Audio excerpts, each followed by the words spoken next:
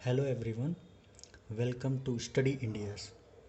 कल हमने Indian polity का सीरीज स्टार्ट किया था, जिसका हमने लेक्चर 1 हमारे चैनल पर अपलोड है। आज उसी का कंटिन्यूशन कर रहे हैं, जिसमें मैंने आपको लेक्चर 1 में बताया था कि हमारा संविधान बना कैसे। मतलब बेसिकली हमने उसमें बात की थी फ्रेमिंग ऑफ द कॉन्स्टिट्यूशन। ठीक है, तो मैं रिक्वेस्ट करूँगा जिन भी लोगों ने वो वीडियो नहीं देखा है, प्लीज़ वो जाकर पहले वीडियो देखें, तभी आपको अच्छे से चीज़ें क्लियर होंगी। ठीक है, और आपका इंटरेस्ट भी क्रिएट होगा। तो हम उसी के सीरीज़ को आगे बढ़ाते हुए आज का टॉपिक को स्टार्ट करते हैं। ठीक है, देखिए आज हम बात करेंगे। हमने कल बात किया था कि हमने 26 नवंबर 1949 को अपना कॉन्स्टिट्यूशन अडॉप्ट कर लिया था। इस दिन से हमारा पार्शली लागू हो चुका था संविधान, बट फुली लागू कब से हुआ? 26 जनवरी 1950 से। ठीक है, अब एक नोट डालिए आप लोग, और नोट में लिखना है कि आवर कॉन्स्टिट्यूशन कंटेन, मतलब ओरिजिनली जब हमारा संविधान बना था उस टाइम हमारे संविधान में क्या क्या चीज़ें थी। ठीक है, आवर कॉन्स्टिट्यूशन कंटेन क्या क्या चीज़ें थी इसमें थी सबसे पहले preamble plus 22 parts plus 8 schedule. अब देखिए इस 22 पार्ट्स में क्या था बेसिकली, जब हमारा संविधान बना था तो इसमें 395 आर्टिकल्स थे। अब देखिए ये प्रीएम्बल क्या है। ये प्रीएम्बल बेसिकली जैसे आपकी बुक है ना, तो बुक का जो प्रीफेस होता है ना उसको समझिए। तो प्रीफेस में क्या दिया कि वो बुक किसके बारे में दिया गया है, मतलब वो किताब किसके बारे में लिखी गई है। ठीक है, तो प्रीएम्बल भी हमारा यही बताता है कि हमारा जो संविधान है, संविधान के बेसिक स्ट्रक्चर के बारे में बात करता है प्रीएम्बल। ठीक है, उसके बाद अब देखिए जो हमारे बुक में जैसे सबसे पहले प्रीफेस हो गया, फिर चैप्टर्स हो गया, और फिर एक जो बची कुछ चीज़ें होती हैं उसको मिसलेनियस में डाल देते हैं।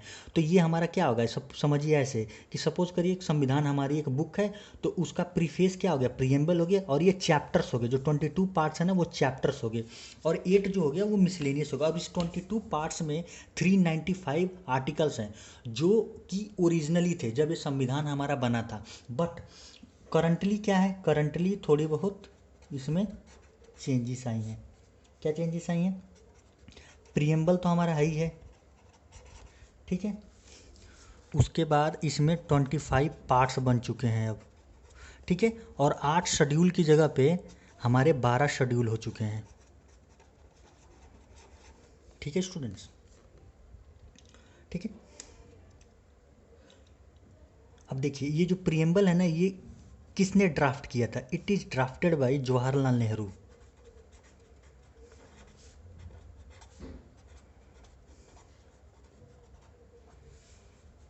और ये कहाँ से? बोरोड फ्रॉम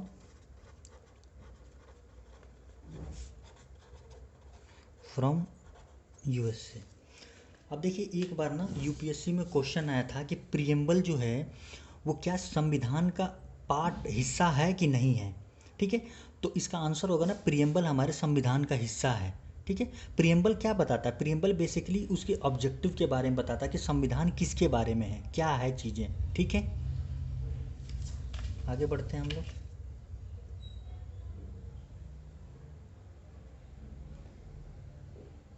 अब देखिए हमने कॉन्स्टिट्यूशन तो पढ़ा, क्या है कॉन्स्टिट्यूशन हमारा बन गया, मतलब संविधान बन गया। अभी देखिए कॉन्स्टिट्यूशन है क्या।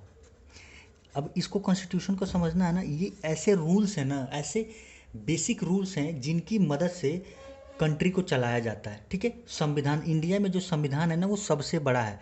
हम बोलते हैं ना कि हेड ऑफ द कंट्री कौन है? हेड ऑफ द कंट्री वैसे प्रेसिडेंट है, बट वो भी संविधान से बधा हुआ है। संविधान से ऊपर प्रेसिडेंट भी नहीं है। अगर वो भी संविधान को वायलेट करता है या कॉन्स्टिट्यूशन की वायलेशन करता है ना, तो उसको भी हम हटा सकते हैं उसके पद से। ठीक है, तो कॉन्स्टिट्यूशन क्या है? कॉन्स्टिट्यूशन है सेट ऑफ बेसिक प्रिंसिपल।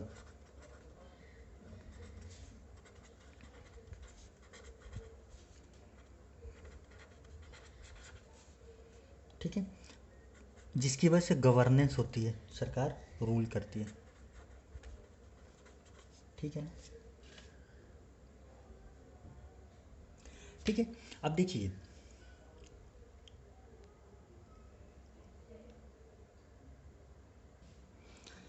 देखिए कॉन्स्टिट्यूशन है ना, कॉन्स्टिट्यूशन कभी डिटेंड नहीं होता। डिटेंड का मतलब कभी भी डिसॉल्व नहीं होता। इवन इमरजेंसी लगी होती है ना, तभी भी संविधान नहीं खत्म होता। ठीक है, ये क्या है, it is the source of making law. ठीक है, तो लिखिए यहाँ पे constitution can never be detained and it is the source of making law। ठीक है,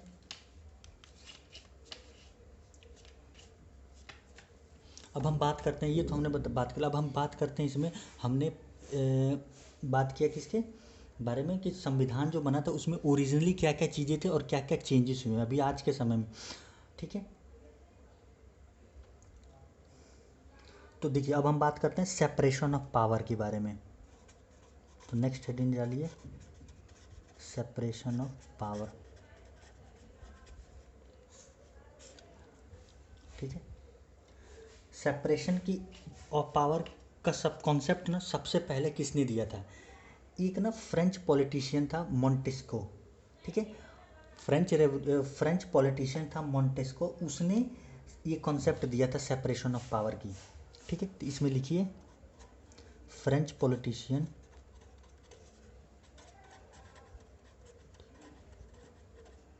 गिवन दिस concept of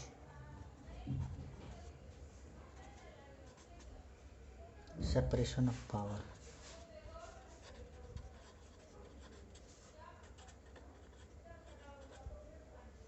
उसका नाम क्या था, उसका नाम था, जो फ्रेंच पॉलिटिशियन था उसका नाम यहाँ पे आप लिख सकते हैं मोंटेस्क्यू। ठीक है, उसने क्या बताया था, he gave 3 pillars of democracy concept. क्या दिया था उसने, he gave 3 pillars of democracy. ठीक है, मतलब उसने डेमोक्रेसी के 3 पिलर्स दिए थे। अब वो 3 पिलर कौन कौन से हैं, वो जो 3 पिलर्स हैं वो हैं, एक तो एग्जीक्यूटिव, लेजिस्लेचर और जुडिशरी। बट इंडिया में ना बोलते हैं कि फोर्थ पिलर, हालांकि जो फोर्थ पिलर है ना वो प्रेस है, वो हमारे संविधान में लिखा नहीं गया है। बट लोग कहते हैं कि चौथा संविधान का जो चौथा स्तंभ है ना वो प्रेस है, बट वो हमारे संविधान में लिखा नहीं है। ठीक है, तो लिखिए he gave 3 pillars of democracy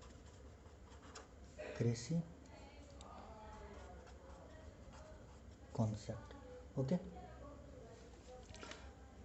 अब देखिए यहाँ पे ना जो डेमोक्रेसी आया ना, वो डेमोक्रेसी है क्या। देखिए डेमोक्रेसी ना 2 वर्ड से बना है, डेमो प्लस क्रेसी। ओके, अब देखिए जो डेमो का मतलब होता है वो होता है पीपल, और क्रेसी का मतलब होता है रूल। मतलब डेमोक्रेसी क्या होगी, जहाँ पे जनता का राज हो, जनता सब कुछ चुनती हो, सरकार वहाँ की जनता डिसाइड करती हो, लोग डिसाइड करते हैं, उसको बोलते हैं डेमोक्रेसी। ठीक है, तो इसमें जो 3 पिलर्स है ना, 3 पिलर्स के बारे में लिखे। जो पहला पिलर है उसको बोलते हैं एग्जीक्यूटिव, दूसरा है उसको बोलते हैं हम लेजिस्लेचर। ठीक है, और तीसरा है हमारा जुडिशरी। ठीक है, अब देखिए एग्जीक्यूटिव कौन है, एग्जीक्यूटिव वो होते हैं जो देश को ना बने हुए कानून की मदद से चलाते हैं। ठीक है, इसमें क्या लिखेंगे, to rule the country with the help of law. ठीक है, तो एग्जीक्यूटिव कौन है, एग्जीक्यूटिव वो हैं जो देश को चलाते हैं कानून की मदद से। अब देखिए, अब कानून की मदद से चलाते हैं तो इसका मतलब कानून भी तो कोई ना कोई बनाता होगा। कानून कौन बनाता है, लेजिस्लेचर। ठीक है, लेजिस्लेचर का काम क्या है? लेजिस्लेचर का काम है टू मेक द लॉ, ठीक है। अब इस लेजिस्लेचर में कौन आता है? लेजिस्लेचर में आते हैं हमारे पार्लियामेंट, पार्लियामेंट प्लस प्रेसिडेंट, ठीक है। और ये एग्जीक्यूटिव कौन है? ये है गवर्नमेंट ऑफ इंडिया। जुडिशरी में हमारे जो हाई कोर्ट या सुप्रीम कोर्ट आ जाते हैं, ये जुडिशरी क्या करते हैं? जुडिशरी का ये काम है कि जो कानून बनाया गया है लेजिस्लेचर द्वारा, जो कानून बनाया गया है लेजिस्लेचर द्वारा, क्या वो संविधान के बेसिक स्ट्रक्चर को तो नहीं ना छेड़छाड़ कर रहा है, ठीक है। वो ये रिव्यू करता है कि जो संविधान बना है, जो भी कानून लेजिस्लेचर ने बनाया है, वो संविधान के दायरे में है ना, उसको ये वेरीफाई करता है। अगर वो संविधान के बेसिक स्ट्रक्चर को छेड़ता होगा तो वो उसको नल एंड वॉइड कर देगा। ऐसा मान लीजिए लेजिस्लेचर ने एक ऐसा कानून बना दिया कि देश का भैया प्रेसिडेंट की इलेक्शन ही ख़त्म कर दे, तो ये गलत है ना, फिर वो जुडिशरी उस कानून को रद्द कर देगा, ठीक है। तो लिखिए इसमें एग्जीक्यूटिव के बारे में। एग्जीक्यूटिव क्या है? To rule the country, to rule the country with the help of law, ठीक है। लेजिस्लेचर के बारे में लिखिए। लेजिस्लेचर के बारे में हम लिखेंगे टू मेक लॉ, ठीक है। अब जो हमारी जुडिशरी है, जुडिशरी का काम क्या है? जुडिशरी का हमारा काम है adjudicate with the help of law, मतलब लॉ के बारे में देखना कि जो भी लॉ बना है वो हमारे संविधान के दायरे में है कि नहीं है। तो लिखिए इसमें एडजुकेट्स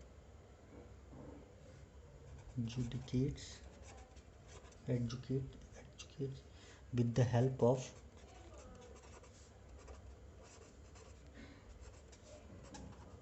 अब यहाँ पे फोर्थ पिलर भी आप लिख सकते हो। फोर्थ पिलर कौन है? प्रेस है, ठीक है।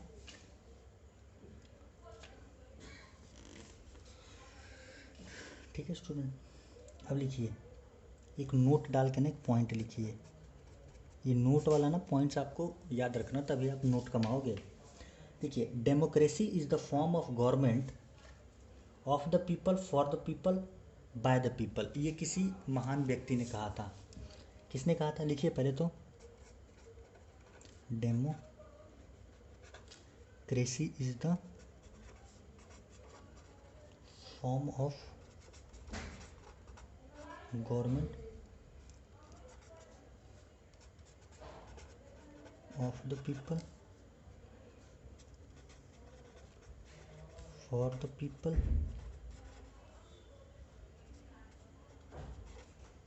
बाय द पीपल, ठीक है। ये किसने कहा था? ये कहा था अब्राहम लिंकन ने।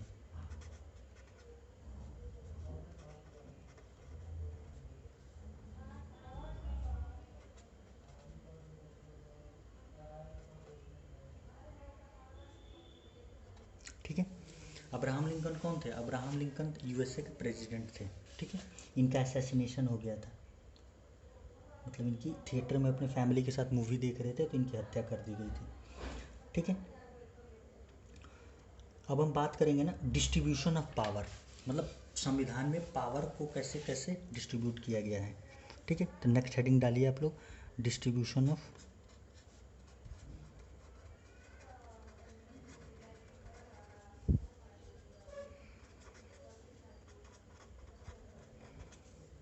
ठीक है। डिस्ट्रीब्यूशन ऑफ पावर का जो कॉन्सेप्ट है ना, ये कहाँ से लिया गया है? ये लिया गया है कनाडा से, बोरोड फ्रॉम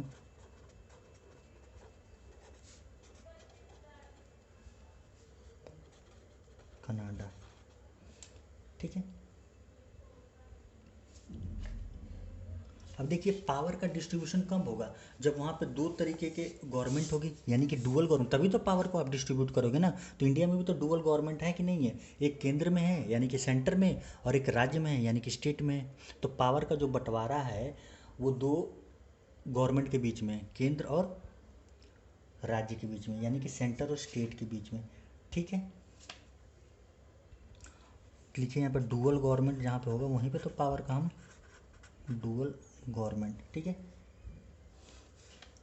तो क्या होगा? For distribution at least two government must be there, ठीक है। तो पावर का डिस्ट्रीब्यूट करने के लिए दो गवर्नमेंट, डुअल गवर्नमेंट क्या होगा, फॉर डिस्ट्रीब्यूशन ऑफ पावर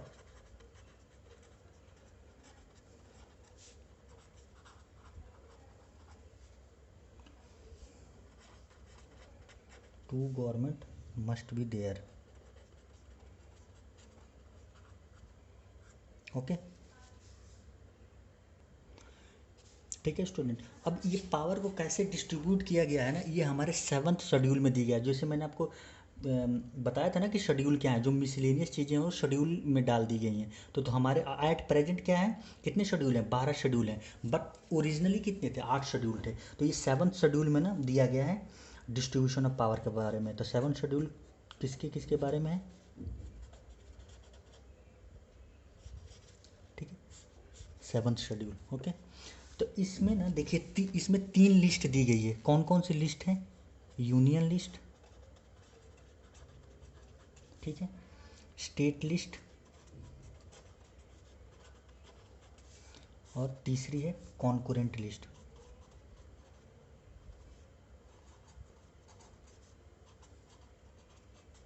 ठीक है, अब देखिए यूनियन लिस्ट कौन सी है। यूनियन लिस्ट में ना, यूनियन लिस्ट में वो मुद्दे आते हैं जो जिस पे कानून ना सिर्फ केंद्र सरकार बना सकता है, ठीक है, यानी कि पार्लियामेंट बना सकती है। अब मैंने बताया कि पार्लियामेंट के अंदर कौन कौन आता है। पार्लियामेंट जो है हमारे लोकसभा प्लस राज्यसभा को हम पार्लियामेंट बोलते हैं, ठीक है। अब इसके जो मुद्दे होंगे ना, जो यूनियन लिस्ट में जो वो हमारे सब्जेक्ट आएंगे जिसके ऊपर कानून बनाने का अधिकार सिर्फ केंद्र सरकार के पास होगी। स्टेट लिस्ट में वो मुद्दे आएंगे जिसके ऊपर राज्य सरकार कानून बनाएगी, ठीक है। अब यूनियन लिस्ट में देखिए कानून कौन बनाता है, पार्लियामेंट, ठीक है। तो पार्लियामेंट में कौन आएगा, लोकसभा आएगा प्लस राज्यसभा आएगा। इसीलिए देखिए अब स्टेट में कानून कौन बनाता है, स्टेट में हमारे कानून बनाती है वहाँ की स्टेट लेजिस्लेचर, ठीक है। तो स्टेट लेजिस्लेचर में भी जैसे देखिए अब हमारे पार्लियामेंट में लोकसभा है, राज्यसभा है। तो लोकसभा कौन सा है, लोअर हाउस है, और राज्यसभा कौन सा है, अपर हाउस है। उसी तरीके से स्टेट भी बाई कैमरल है। मतलब बाई कैमरल का मतलब ये हो गया ना कि वहाँ पे भी 2 तरीके हैं। देखिए एक होता है हमारा लेजिस्लेचर और एक होता है लेजिस्लेचर काउंसिल, ठीक है। तो जो लेजिस्लेचर के मेंबर होते हैं ना उनको बोलते हैं MLA, member of legislative assembly. और जो लेजिस्लेटिव काउंसिल है ना उसको बोलते हैं मेंबर ऑफ लेजिस्लेटिव काउंसिल। तो जो एमएलसी है ना, जिसको हम बोलते हैं विधान परिषद, वो हर एक स्टेट में नहीं है, वो सिर्फ 6 स्टेट्स में है। कौन कौन सी हैं, यूपी हो गया, बिहार हो गया, तेलंगाना हो गया, आंध्र प्रदेश हो गया, महाराष्ट्र हो गया और कर्नाटका हो गया, ठीक है। तो अब देखिए अब कॉन्करेंट लिस्ट कौन सी होती है, कॉन्करेंट लिस्ट वो लिस्ट होंगी जिसके ऊपर दोनों कानून बना सकते हैं, केंद्र सरकार भी और राज्य सरकार भी, ठीक है। समझ में आ रहा है ना, कॉन्करेंट लिस्ट वो लिस्ट है जिसके ऊपर दोनों कानून बना सकते हैं। बट अगर मान लीजिए सपोज करिए किसी मुद्दे पर केंद्र सरकार ने भी कोई कानून बनाया और राज्य सरकार ने भी कोई कानून बनाया, तो किसका वैलिड होगा, वैलिड किसका होगा, वैलिड होगा किसका, केंद्र सरकार वाला। अगर एक ही मुद्दे पर दोनों ने कानून बनाया है, अगर वो कहीं ना कहीं आपस में टकराव होता है तो केंद्र सरकार के कानून को प्रायोरिटी मिलती है, ठीक है। तो ये क्वेश्चन है कि यूनियन लिस्ट में कौन कौन से मुद्दे आएंगे। अब देखिए रेलवेज है, क्या रेलवेज राज्य सरकार के अंदर है, नहीं है। डिफेंस है, कम्युनिकेशन है, ठीक है। ये सारे मुद्दे हैं हमारे यूनियन लिस्ट। स्टेट लिस्ट में कौन सी आती है, स्टेट लिस्ट में आती है आपकी पुलिस हो गया, एग्रीकल्चर हो गया, ठीक है। कॉन्करेंट लिस्ट में क्या आता है, जैसे कॉन्करेंट लिस्ट में आएगा हमारा एजुकेशन हो गया, इन्वायरमेंट हो गया,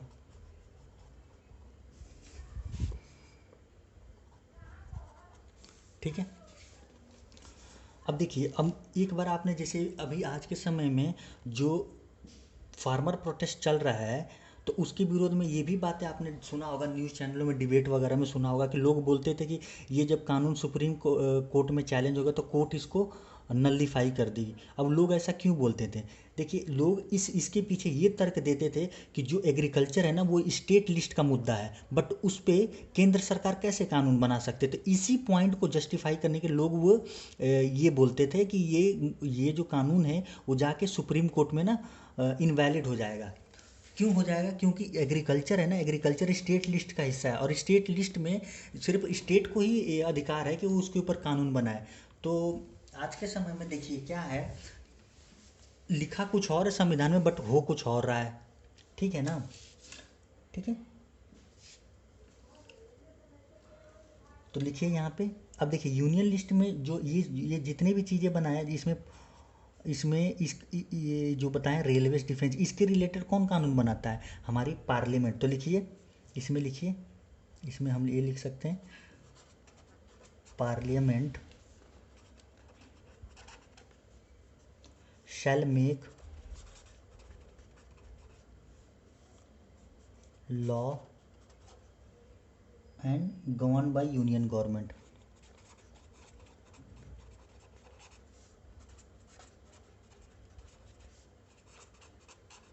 ठीक है, अब ये वाला जो है इसके ऊपर कानून कौन बनाएगा? इसके ऊपर कानून बनाएगा, यहाँ पे लिखिए पॉइंट डाल के ऐसे, स्टेट लेजिस्लेचर शैल मेक लॉ, स्टेट लेजिस्लेचर शैल मेक लॉ। ठीक है,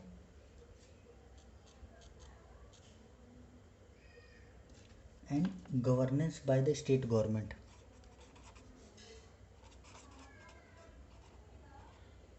and govern by the state government. इसमें कौन से आएंगे? इसमें मुद्दे, इसमें वो आएंगे जैसे इस पे लिखिए parliament and state legislature both can make law. ठीक है, ठीक है। अब देखिए हमारे पार्लियामेंट क्या है। देखिए पार्लियामेंट के बारे में थोड़ा सा मैं बता दूं।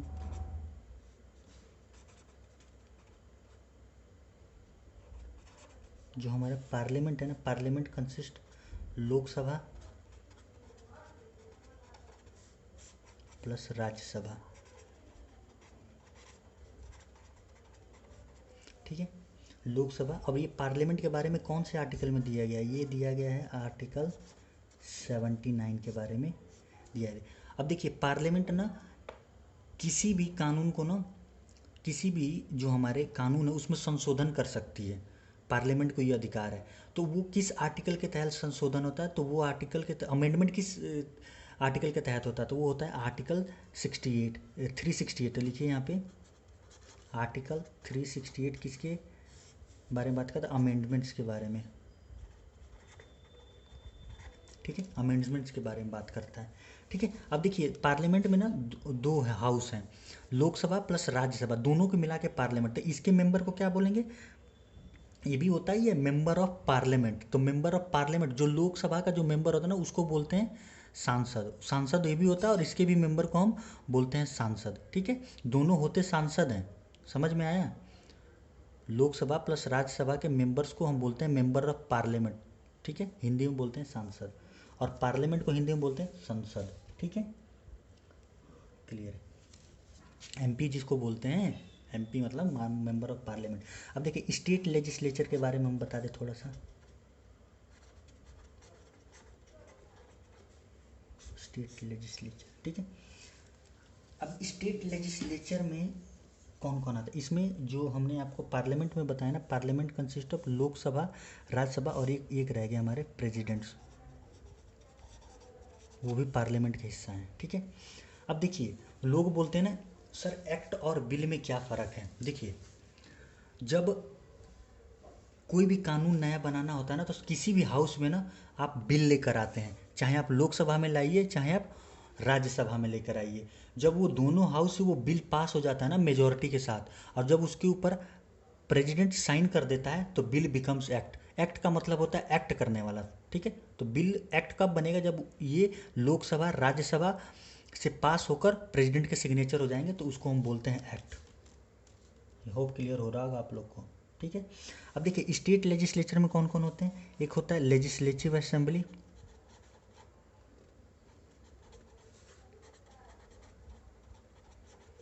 ठीक है, प्लस लेजिस्लेटिव काउंसिल, जिसको हम बोलते हैं ना, ये होता है विधानसभा,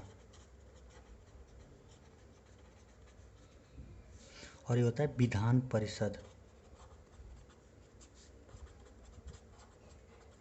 ठीक है। तो इसको मेंबर को हम बोलते हैं ना एमएलए, और इसके मेंबर को बोलते हैं एमएलसी, ठीक है। इसके साथ आता है हमारा गवर्नर, ठीक है। तो स्टेट लेजिस्लेचर कौन कौन हिस्सा है, लेजिस्लेटिव असेंबली, लेजिस्लेटिव काउंसिल और गवर्नर। तो ठीक है, देखिए इस राज्य सरकार अगर कोई कानून बनाना चाहती है तो वो क्या करेगी, सबसे पहले लेजिस्लेटिव असेंबली से वो बिल पास करवाएगी, फिर उसके बाद काउंसिल से, लेजिस्लेटिव काउंसिल से, और फिर जब उस पर उसके ऊपर गवर्नर साइन कर देगा तो वो कानून बन जाएगा, ठीक है। बट ये जो लेजिस्लेटिव काउंसिल है ना, ये हर एक स्टेट में नहीं है, इंडिया के सिर्फ 6 स्टेट्स में है। कहाँ कहाँ है, यूपी, बिहार, तेलंगाना, आंध्र प्रदेश, महाराष्ट्र और कर्नाटका। पहले जम्मू एंड कश्मीर में भी हुआ करता था, बट जब से वो हमारा यूटी बना है ना, तब से वो ख़त्म हो गया वहाँ पे एमएलसी, ठीक है। तो आप लिख सकते हो जो एमएलसी है ना, ये कहाँ कहाँ है, यूपी हो गया, बिहार, आंध्र प्रदेश, ठीक है, तेलंगाना, फिर हमारा आता है महाराष्ट्र, और देन कर्नाटका, ठीक है। ये है हमारे 6 स्टेट्स में, ठीक है। ठीक है स्टूडेंट्स, इसका कंटिन्यू हम नेक्स्ट वीडियो में करेंगे। उससे पहले सर हम आप सभी से रिक्वेस्ट करना चाहेंगे कि आप हमारे प्लीज़ चैनल को सब्सक्राइब करें, लाइक करें और इस वीडियो को अपने फ्रेंड्स के साथ शेयर करें, ठीक है। Thank you.